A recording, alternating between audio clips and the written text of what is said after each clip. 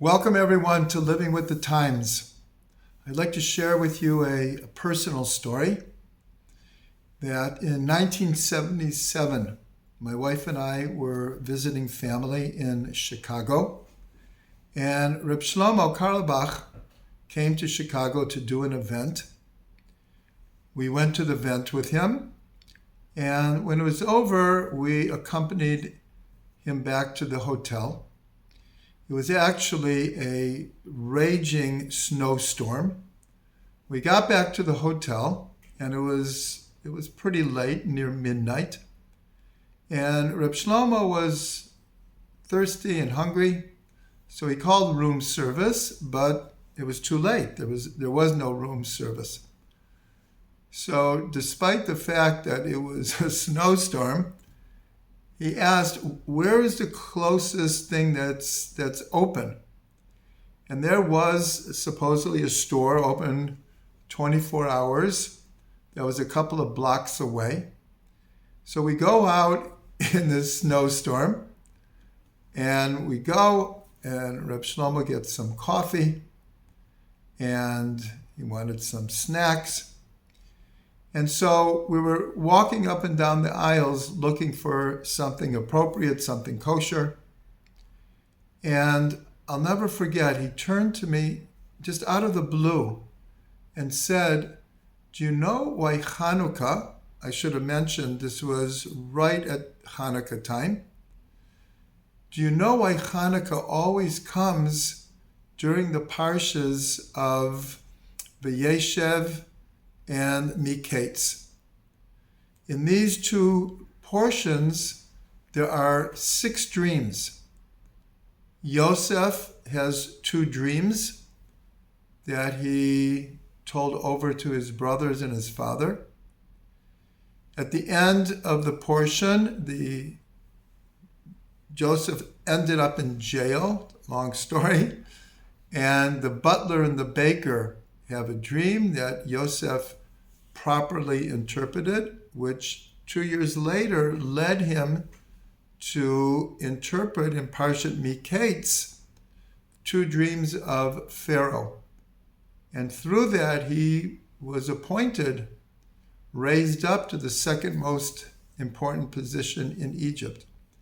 So Reb Shlomo says, do you know why Hanukkah always comes during these parshas? He said because the Maccabees would not give up the dream of being independent and free and Torah observant in the Holy Land. And at the time of Hanukkah, it was all threatened.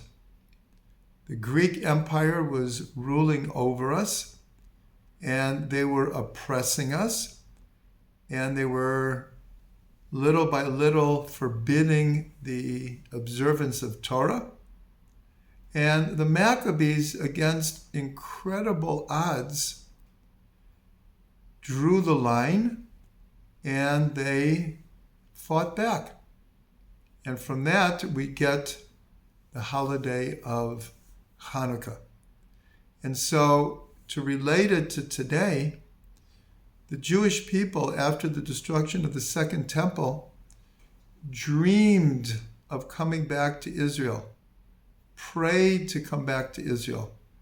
Every time we said grace after meals, Birchat Hamazon, we mentioned the rebuilding of Jerusalem.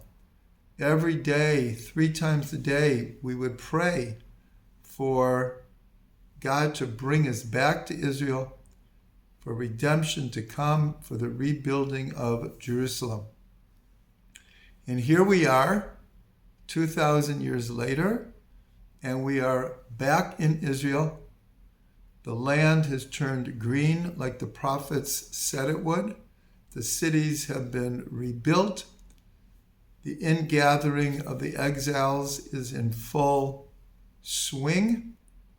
And so that dream is coming true. But as we know, we're now in another war to defend our right to be here. And in the last 75 years since the rebirth of the state of Israel, there has been war after war after war because our neighbors have still not accepted the reality that there will be a Jewish homeland here in Israel. And so right now, during this war, we have seen a huge upswing in anti-Semitism all over the world, all over the world. And so we might think things look very bleak, but there's something else happening as well.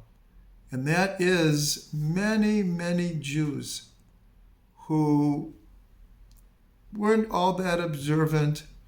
Israel wasn't that important to them.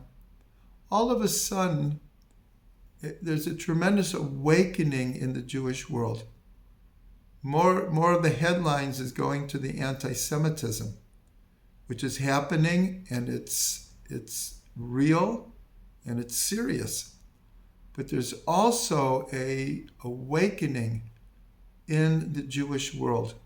And this is represented by the story of when the Maccabees came into the temple and they cleansed it and prepared to begin the service again in the temple. There was no oil for the menorah. And our tradition is they found one cruse of oil, of pure oil, with the stamp of the high priest. And with that, they were able to relight the menorah. And miracle of miracles, they thought it would only last for one day. It was enough for 8 days until they could make new olive oil. And so this cruse of oil represents something very, very important in Judaism. And that is, no matter how far away a Jew may go from their Jewish roots, or how disfranchised they might feel, or unaffiliated, there is always this cruse of pure oil ready to be lit in the Jewish heart, the Jewish mind, the Jewish soul, that will remind them, will bring them back to their true Jewish identity. And so that is part of what's happening now with all of the forces against us in a real war and the upsurge in anti-Semitism. There's also a reawakening of Jewish connection, Jewish identity. So I just want to end that a good friend of everyone in the Moshav, Michael Golem, who passed away, he was the Gabbai here for many years, and he would give the Misha Berach, he would give the blessings after people were called up to the Torah. And he would personalize each bracha. But one thing he repeated over and over again in a very strong way, when he would bless someone, he would say, never, ever, ever, ever give up your dreams. So the dream of the Jewish people is actually being realized now. But because of that, there is this opposition. And so right now we need to come together in support of Israel, support of the IDF, and support of our right, just like the Maccabees, to be free to worship the way we want to in the land of Israel and to hold on to Jewish tradition. So this Chanukah, may we see miracles just like at the time of the Maccabees.